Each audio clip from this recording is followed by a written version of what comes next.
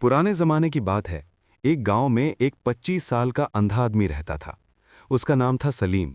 उसकी बीवी कुछ दिन पहले मर चुकी थी और वो अपने घर के बाहर बैठकर रो रहा था और कह रहा था, मेरी फातिमा, तू मुझे छोड़कर क्यों चली गई? तेरे बिना मैं एक पल भी नहीं रह सकता। काश कि मैं तुमको वापस ला सकता, पर क्या करूं, क्या करूं? मरे हुए लोग कभी वापस नहीं आते। इतना कहकर सलीम फूट फूट कर रोने लगता है। तभी सलीम का छोटा भाई यूनुस आता है। बस भैया बस, आप कितना रोएंगे? भाभी को मरे हुए कितना समय हो गया है। तब से आपने रो रो कर देखिए अपना क्या हाल बना लिया है। आपकी आंखें भी कैसी हो गई हैं और आपकी ज़मीन सारी की सारी वैसी की वैसी पड़ी हुई है। आप एक काम करिए, अपना खेत सब कुछ मुझे दे दीजिए। मैं उस पर खेती करके आपको सारे पैसे आपके हाथ में दे दूंगा। ऐसे तो आप भूखे रह जाएंगे भैया। सलीम बोला, क्या करूं? तेरी भाभी मुझे छोड़कर चली गई।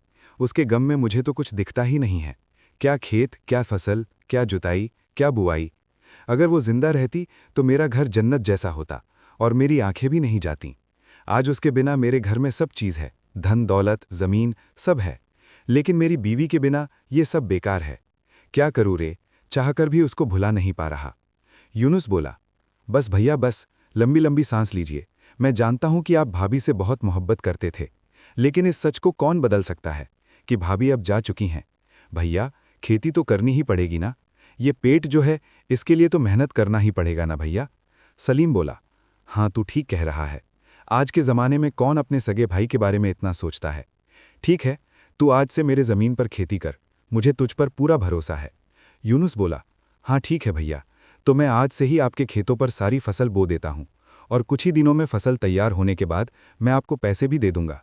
ठीक है ना भैया? यूनुस वहां से चला जाता है। तभी उसकी बीवी ये सारी बातें सुन लेती है और यूनुस से बोली, ये क्या जी, आप अपने अंधे भाई की ज़मीन पर मेहनत क्यों करेंगे? आप क्या कह रहे थे? मैंने सारी बात सुन ली है। अरे भाग्यवान, तुम भी ना उन बातों में आ गई। अरे वो तो मैं बस भैया का दिल रखने के लिए कह रहा था। कौन सा उनको संभालना है? अरे एक बार किसी तरह से उनकी ज़मीन मेरे नाम हो जाए बस, और इसके लिए तो मुझे भैया का भरोसा जीतना ही पड़ेगा ना। उसकी बीवी बोली, अच्छा दिमाग लगाया है आपने, हैं? फिर ऐसे ही कुछ दिन बीत जाते हैं और एक दिन यूनुस ज़मीन का कागज़ बनवा लेता है और घर आता है और सलीम से कहता है, भैया ये देखिए, मैंने खेत में एक अच्छे किस्म के खाद डालने की बात की थी ना, लेकिन भैया वो खाद डालने के लिए हमें उसमें आपके अंगूठे की ज़रूरत होगी। भैया ये कागज़ है ना, इस पे आप अंगूठा लगा दीजिए, तभी दुकान वाला वो खाद देगा। वो खाद ऐसे नहीं मिलती है। ये कहकर यूनुस सोचने लगा, बस एक बार अंगूठा लगा दे भाई, उसके बाद वो ज़मीन हो जाएगी मेरी। और भैया तो वैसे भी अंधे हैं, कुछ नहीं कर पाएंगे। मेरे इतने सालों की ख्वाहिश आज जाकर पूरी होगी। सलीम बोला, हाँ भाई, तू मेरे लिए इतना सोच रहा है तो मैं तेरे लिए इतना क्यों नहीं कर सकता। ला भाई, बता कहाँ लगाना है अंगूठा। भोला उस पे अंगूठा लगा देता है। ये ले, मैंने अंगूठा लगा दिया। अब तुझे जितनी खाद लेनी है उतनी खाद ले ले, ताकि फसल अच्छे से हो, ठीक है? यूनुस कोई जवाब दिए बिना कागज़ लेकर वहां से चला जाता है और अपनी बीवी से खुशी से कहता है, ये कागज़ संभाल कर रख ले, ये भैया की सारी ज़मीन अब हमारी हो गई है। ये रहे सारे ज़मीन के कागज़, देख। उसकी बीवी बोली, आपने सच में शैतानी दिमाग पाया है। कोई इतनी चालाकी से काम कैसे कर सकता है? बिना कोई झंझट के आपने इतनी सारी ज़मीन अपने नाम कर ली। ये तो खुशी की बात है। अब पूरे गांव में मिठाई बांट दो, क्योंकि अब तो हम बहुत अमीर हो गए हैं। यूनुस बोला, तुम बिल्कुल ठीक कह रही हो। मैं आज ही पूरे गांव में मिठाई बंटवा देता हूं। आखिर सबको पता तो चले जो मैं इतना अमीर बन गया हूं। अब मैं कहलाऊंगा अमीर यूनुस सेठ। यूनुस बाजार गया और वहां से हलवाई की दुकान से मिठाई ले लिया और पूरे गांव में बांटने लगा। गांव में एक पेड़ के नीचे कुछ आदमी बैठे थे। यूनुस वहां पहुंचा और मिठाई बांटने लगा। उसमें से एक आदमी ने पूछा, अरे भैया यूनुस, आज किस बात की खुशी है कि तुम पूरे गांव में मिठाई बांट रहे हो? क्यों भाई, कहीं तुम बाप तो नहीं बनने वाले? हाँ भाई, लगता है कि ये बाप बनने वाला है, इसी की खुशी में पूरे गांव में मिठाई बांट रहा है। यूनुस बोला, अरे नहीं भाई लोग, ये तुम सब क्या बातें कर रहे हो? मैं कोई बाप नहीं बनने वाला, बल्कि मैं बहुत अमीर बन गया हूँ। भैया की सारी ज़मीन अब मेरी हो गई है और मैं बन गया हूँ इस गांव का सबसे अमीर आदमी। फिर एक आदमी ने पूछा, अरे भैया तू कैसी बातें कर रहा है? वो तो तेरे भाई की ज़मीन थी, फिर वो तेरी कैसे हो सकती है? यूनुस बोला, वो क्या है कि भैया ने वो ज़मीन दे दी है मुझको, तो अब मैं हो गया हूँ उस ज़मीन का मालिक। क्या मालिक? अरे खाओ खाओ, एक और मिठाई लो लो। यूनुस पूरे गांव में मिठाई बांट देता है और वहां से चला जाता है। वहां बैठे सभी लोग आपस में कहने लगे, ऐसा कैसे हो सकता है? अरे माना कि वो अंधा है, लेकिन कोई भी अपनी पूरी जमीन कैसे दे सकता है, वो भी अपने भाई को? हाँ, लेकिन मुझे इसमें जरूर कोई झोल झपट्टा लग रहा है। मतलब दाल में कुछ काला है। चलो सलीम को ये बात बतानी चाहिए। हाँ, तुम बिल्कुल ठीक कहते हो। चलो। वो लोग सलीम के पास पहुंचे और बोले, अरे सलीम, ए भैया, तुम यहाँ बैठे हो और तुम्हारा भाई पूरे गांव में मिठाई बांट रहा है। सलीम बोला, आप लोग ये क्या कह रहे हैं? भला वो मिठाई क्यों बांट रहा है पूरे गांव में? वो लोग बोले, अरे भैया, तुमने अपनी जमीन अपने भाई के नाम कर दी, इसी खुशी में वो मिठाई बांट रहा है। सलीम ने हैरानी से कहा, अरे ये आप लोग क्या बातें कर रहे हैं? नहीं नहीं, मैंने अपनी जमीन सिर्फ खेती करने के लिए दी है। ऐसा कैसे हो सकता है? वो लोग बोले, अरे वो तो पूरे गांव में ढोल पीट रहा है कि तुमने अपनी जमीन उसके नाम कर दी है। अब तो तू कहीं का नहीं रहा। एक तो अंधा, और ऊपर से जो जमीन थी वो भी चली गई। पता नहीं तेरी जिंदगी अब कैसे कटेगी। हाँ हाँ, बिल्कुल ठीक कहते हो भाई।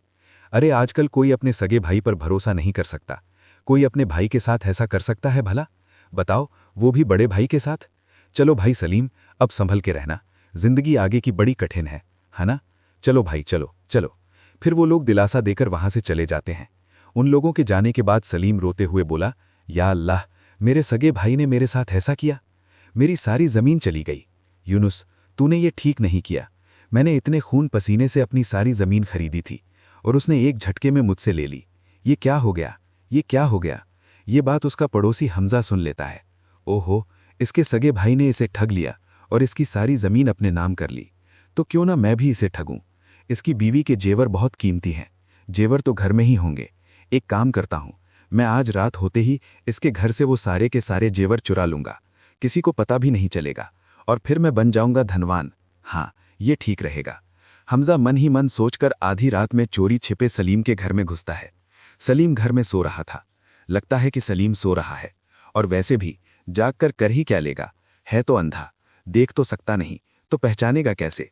हमजा आगे बढ़कर अलमारी खोलता है और सारे जेवर लेकर चला जाता है। सुबह हुई तो सलीम ने सोचा, मेरी सारी जमीन जली गई और घर का शायद राशन भी खत्म होगा।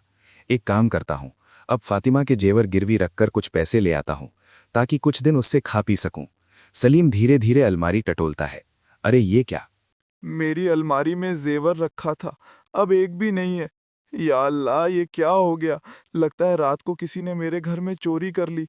ये क्या हो गया? सलीम फूट फूट कर रोने लगा। तभी गांव के कुछ लोग आ गए और बोले, अरे सलीम, क्या हो गया भाई? अब तू रो क्यों रहा है? क्या बात है? सलीम बोला, अरे भैया, किसी ने मेरे घर में चोरी कर ली। मेरी बीवी के सारे जेवर चुरा लिए। अरे वैसे भी तू जेवर का करेगा क्या? तू तो अंधा है।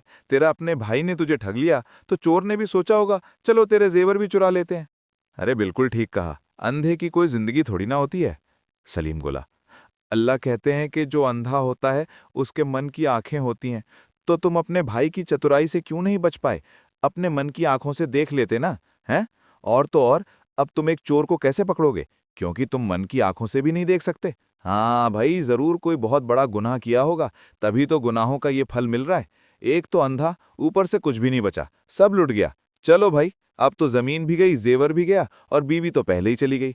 अब रोने के सिवा क्या बचा है? सभी लोग उसका मजाक उड़ाकर वहां से चले जाते हैं। ये सब एक मुखिया देख रहा था। वो बोला, ये तो अंधा है और इसकी जमीन इसके भाई ने हड़प ली और इसकी बीवी के सारे जेवर भी चोरी हो गए। अब तो इसके पास ये घर बचा है, क्यों ना मैं ये घर अपने नाम कर लूं। वैसे भी ये घर भी कोई ना कोई तो हड़प ही लेगा, तो मैं ही ये घर हड़प कर लेता हूं, किसी को पता भी नहीं चलेगा, और फिर मैं बन जाऊंगा इस घर का मालिक। हाँ। मुखिया सलीम के पास गया और बोला, अरे सलीम, अरे भला तू रो क्यों रहा है? सलीम बोला, आप कौन है? कौन है आप? अरे शांत हो जा, शांत हो जा, मैं इस गांव का मुखिया हूं। अरे देख भाई, मुझे पता चला कि तेरे भाई ने तेरी सारी जमीन हड़प ली है और चोर तेरी बीवी के सारे जेवर लेकर चला गया। इसीलिए मुझे तेरी बहुत फिक्र हो रही है। तेरे पास अब ये घर बचा है, मुझे लगता है कि इस पर भी किसी की गलत नीयत पड़ सकती है। मैं तो कहता हूं कि ये घर तू मेरे नाम कर दे, ताकि इस घर की हिफाजत हो सके। देखो भाई, मैं इस गांव का मुखिया हूं, मुझे तेरी फिक्र है। और नहीं तो क्या, अगर तेरे साथ कुछ गलत हुआ तो भाई मेरी इज्जत जाएगी ना, कि मैंने अपने गांव वालों की हिफाजत नहीं की। सच में मुखिया जी, आप अच्छे इंसान हैं। आप पहले इंसान हैं जिसने मेरे बारे में इतना कुछ सोचा।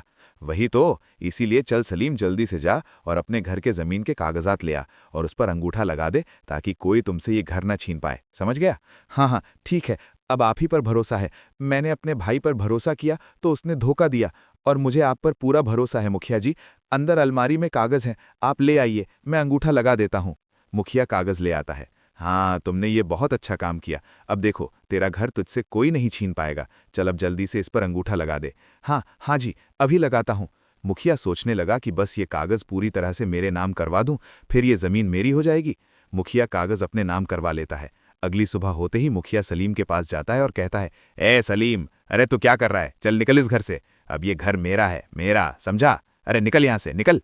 सलीम ने हैरानी से कहा, अरे ये आप क्या कह रहे हैं मुखिया जी? कल ही तो आपने वो कागजात अपने पास हिफाजत से रखने को कहा था ताकि कोई ये घर मुझसे ना छीने, और आपने भी मेरे साथ धोखा किया। मुखिया बोला, ए सलीम, ये फालतू की बात मत कर।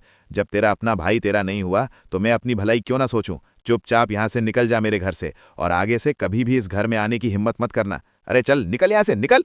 मैं कहाँ जाऊंगा? मैं अंधा हूं, मैं तो ठीक से देख भी नहीं सकता। मैं भिखारी बन जाऊंगा। अल्लाह के लिए मुझ पर तरस खाइए मुखिया जी, कि कुछ नहीं बचा मेरे पास, कुछ नहीं बचा। हैं? मुझे तुम पर तरस वरस नहीं आता। चुपचाप यहां से निकल जा। अब ये घर मेरे नाम है और मेरे पास इस घर के कागज हैं, समझा? अरे तो निकल यहां से, निकल। मुखिया सलीम को बाहर निकाल देता है और ताला बंद कर देता है। सलीम रोते हुए बोला,